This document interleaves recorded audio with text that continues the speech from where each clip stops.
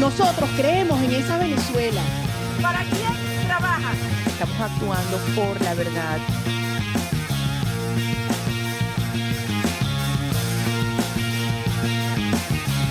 Esto es desconocer y violar la soberanía popular. Lo que tratan de hacerle, de generarle terror a ella y desestabilizarme a mí.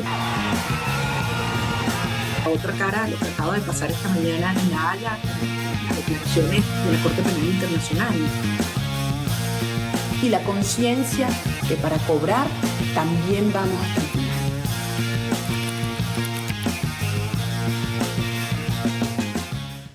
Señores, ¿qué les parece si ya comenzamos a dialogar con María Corina Machado, en algún lugar del mundo ella? Buenas noches, María Corina. Buenas noches, Jorge. Un placer estar con ustedes. Muchas gracias. Gracias por recibirnos. ¿Cómo está usted en este momento? Y le preguntaría, ¿dónde está usted? Ya que es un gran enigma que de pronto quiere sostener y no tendríamos inconveniente en recibir esa respuesta.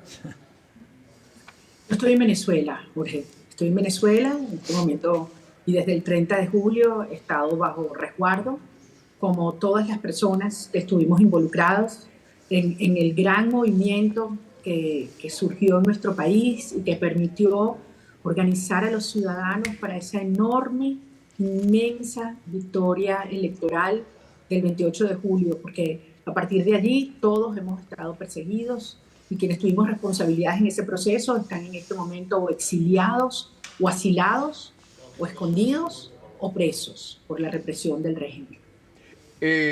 ¿Cómo se ha mantenido en la clandestinidad? ¿Cómo ha mantenido su integridad física en la situación que vive Venezuela?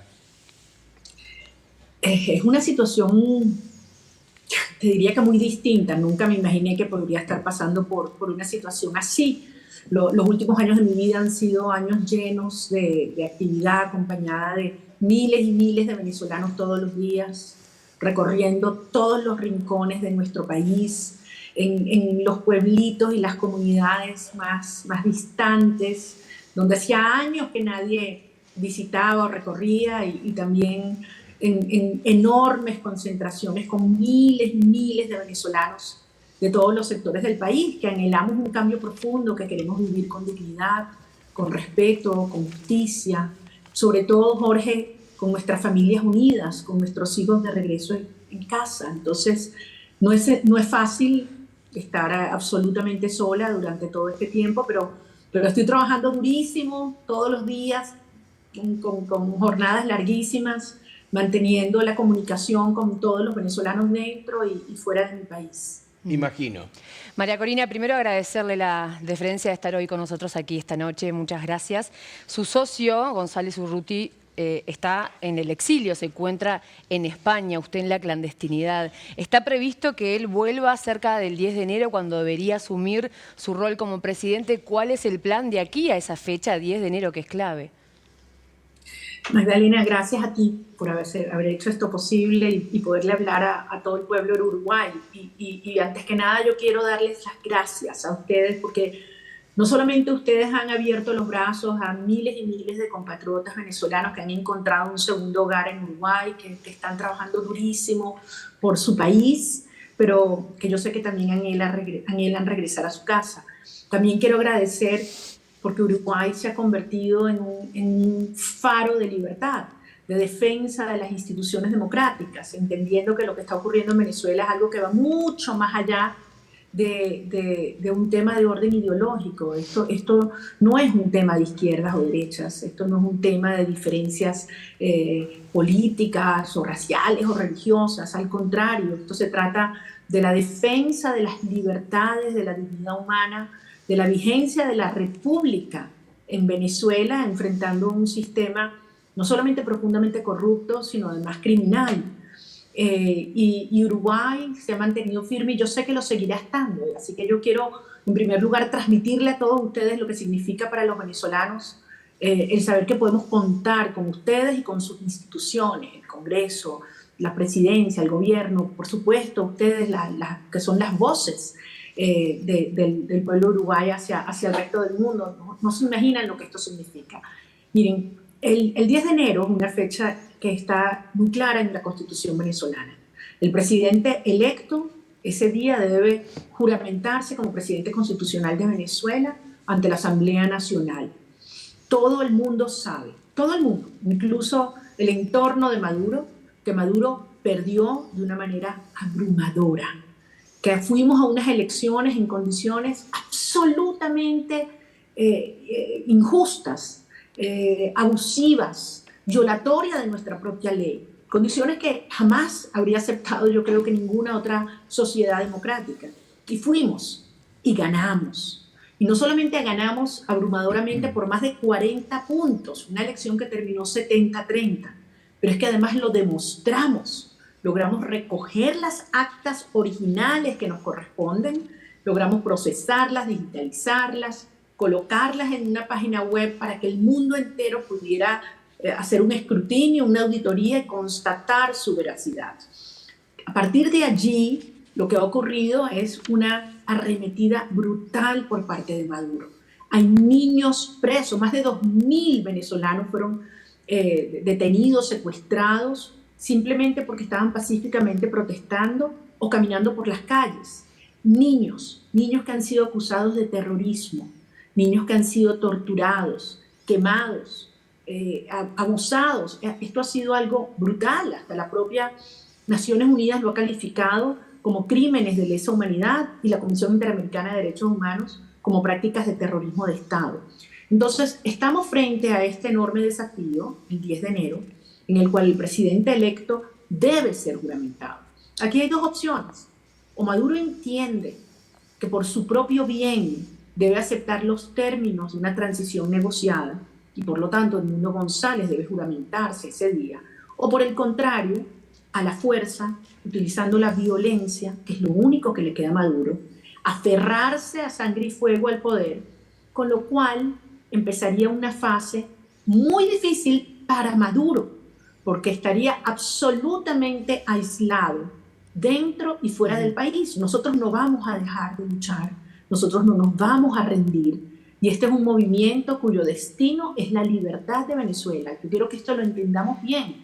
El régimen está en su punto de mayor debilidad y por el bien de toda la región debemos asegurarnos que tenemos una transición ordenada y estable a la democracia. María Corina, y González Urrutia, ¿cuándo va a llegar a Venezuela? ¿Va a esperar esta fecha en el país? ¿Va a seguir en el exilio? Bueno, dependerá de lo que ocurra en los próximos días, Magdalena. Obviamente que nuestros planes son que Edmundo González se juramente ese día. Estamos muy conscientes de lo que estamos enfrentando. Estamos enfrentando un régimen que ha cruzado todas las rayas rojas, que se ha quitado todas las máscaras. Mientras estamos conversando, ustedes están al tanto de lo que está ocurriendo en la Embajada de Argentina, bajo la protección de Brasil en esta hora.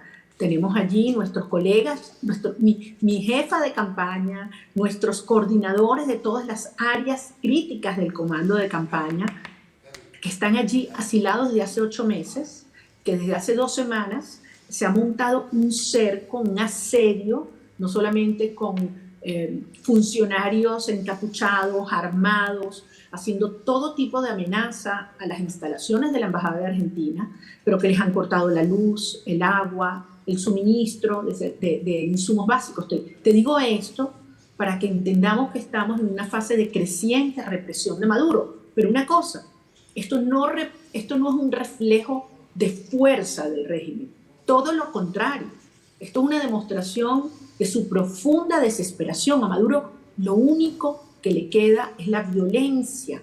Y en este momento, dentro de las propias estructuras del régimen, se están produciendo crecientes enfrentamientos entre los distintos grupos de crimen que conforman este sistema. Entonces, Maduro está en una situación realmente inestable, pero tremendamente peligrosa, y por lo tanto es muy difícil prever lo que va a ocurrir en estos próximos días. Lo que yo sí quiero que ustedes tengan la seguridad es que nosotros no nos vamos a rendir. Bien. Nosotros vamos a seguir luchando y los necesitamos a ustedes. María Corina, usted sabe que, bueno, estaba hablando del futuro, del aislamiento eventual o ya existente de Maduro. En estos días se produce la cumbre de presidentes del Mercosur. en Montevideo. Hoy se reunieron los cancilleres, mañana los presidentes, también ha llegado aquí, entre otros, el presidente Petro. ¿Qué puede esperar de esta cumbre? Y si usted tuviera la posibilidad de estar allí presente como miembro que fue Venezuela, que está suspendido, ¿qué le diría a los presidentes? ¿Qué esperaría de ellos? ¿Qué les pediría?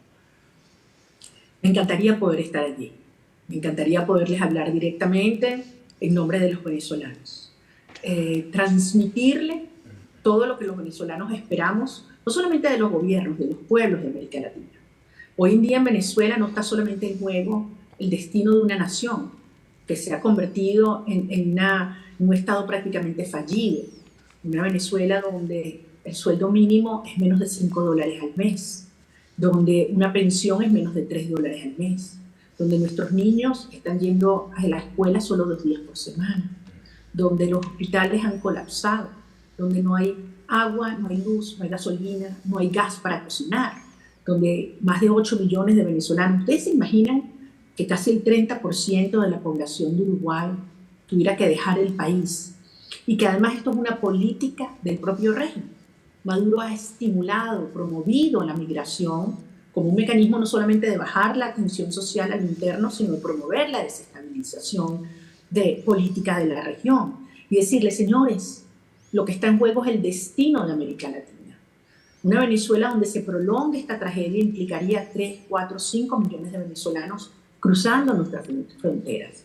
Significaría que se termine de consolidar un sistema criminal en el cual el territorio de Venezuela es un santuario para la operación de grupos criminales, como el Tren de Aragua, que ya tiene tentáculos desde Canadá hasta Chile.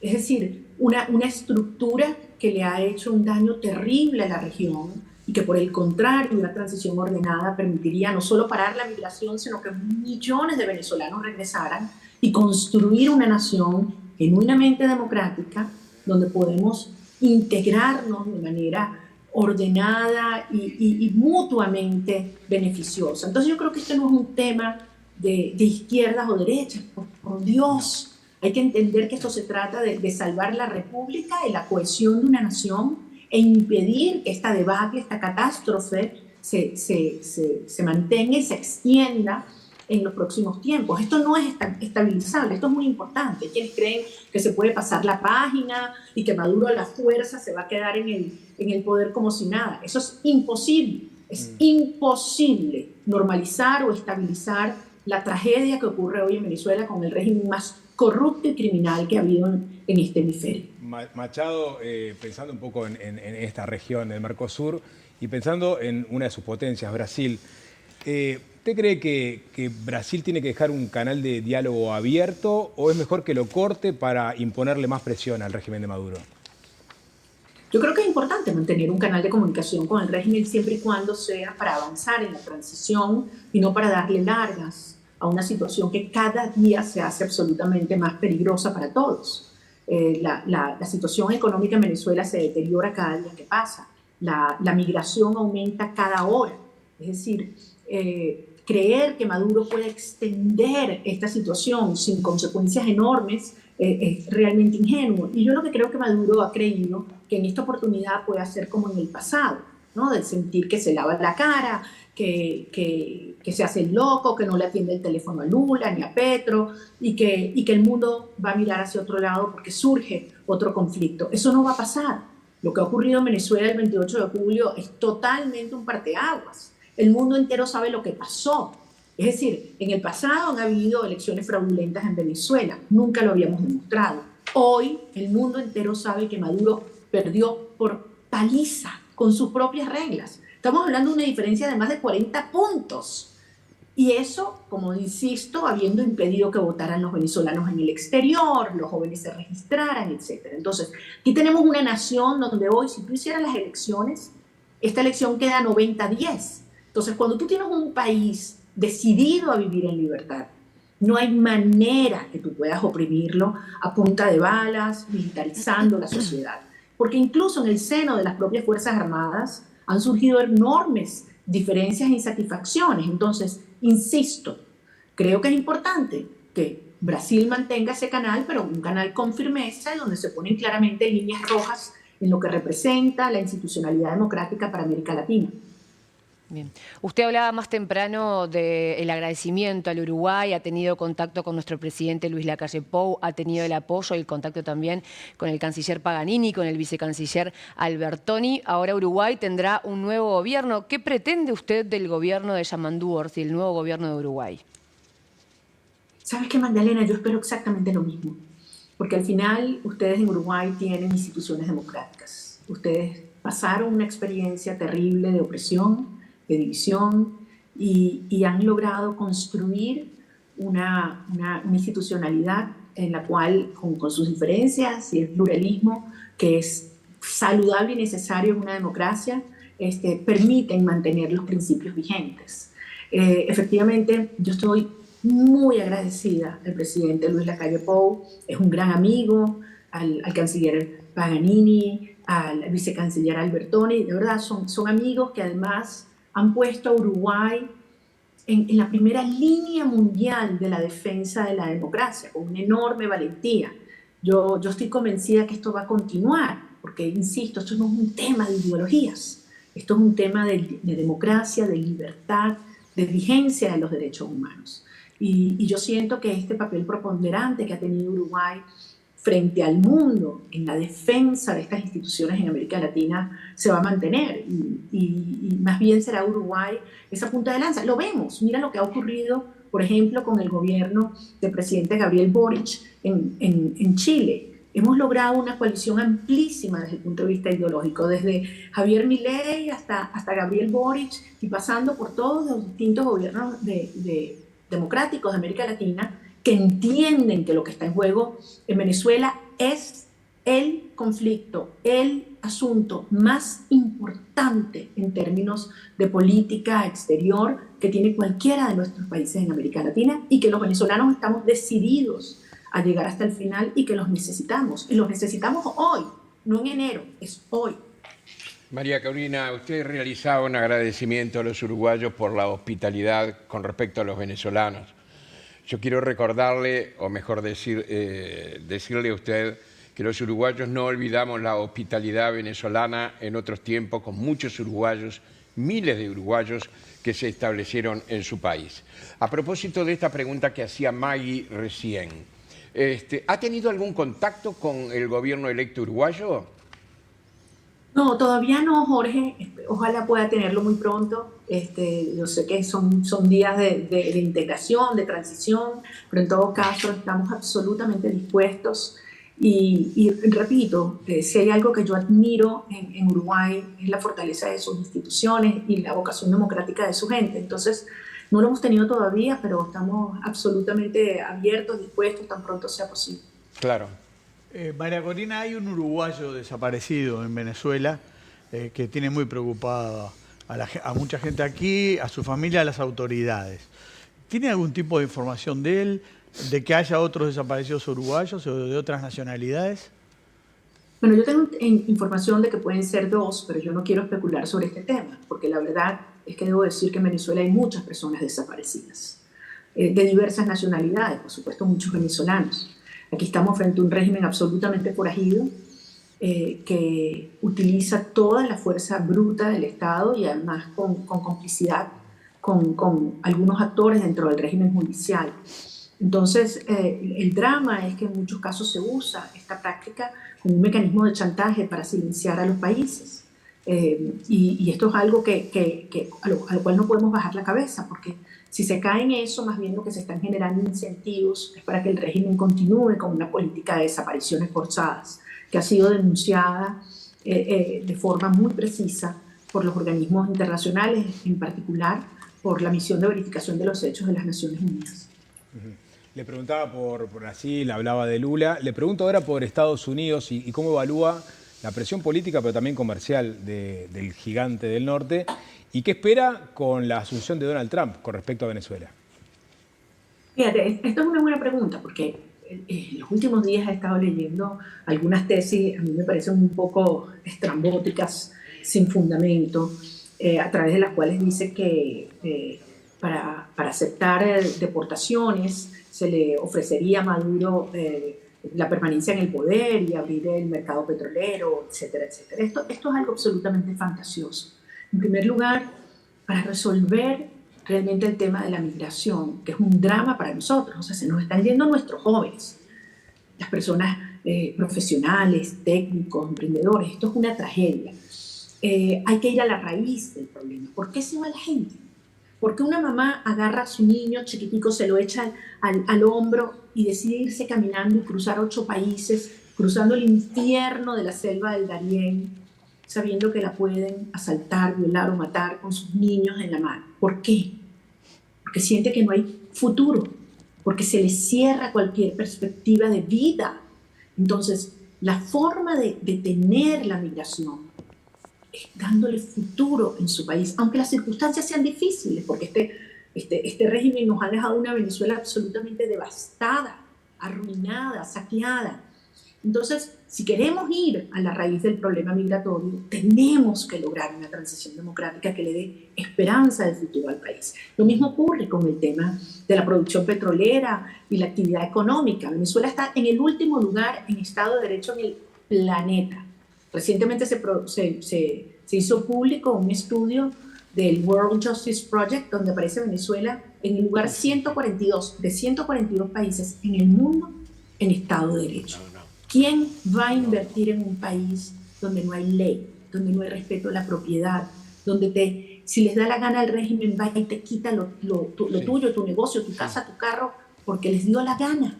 Y no hay ni un solo juez que pueda defender a un particular frente al Estado. Entonces, si queremos aprovechar esto y poner Venezuela a valer, tenemos que buscar una transición, y los Estados Unidos eso lo tienen clarísimo, la actual administración y la nueva que ahora llega.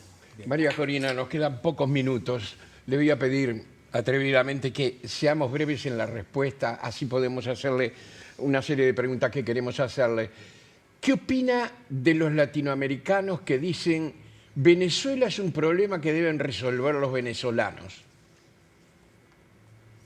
Bueno, yo creo que eso era quizás posible en otras décadas, en otros tiempos. Hoy en día no existen fronteras entre los países y la mejor evidencia son los estragos que puede hacer la migración o los grupos criminales. Más allá de todas las consideraciones de orden ético, porque al final somos hermanos latinoamericanos, creo que el destino de todas nuestras naciones está absolutamente unido. María Corina, concretamente, ¿cómo va a lograr la oposición venezolana, usted y la gente que la acompaña, impedir que Maduro tome posesión este 10 de enero? ¿Cuál es el plan de aquí a ahora? Magdalena, el plan es lograr la transición. Yo no sé si es antes del 10 de enero, el 10 de enero o después del 10 de enero.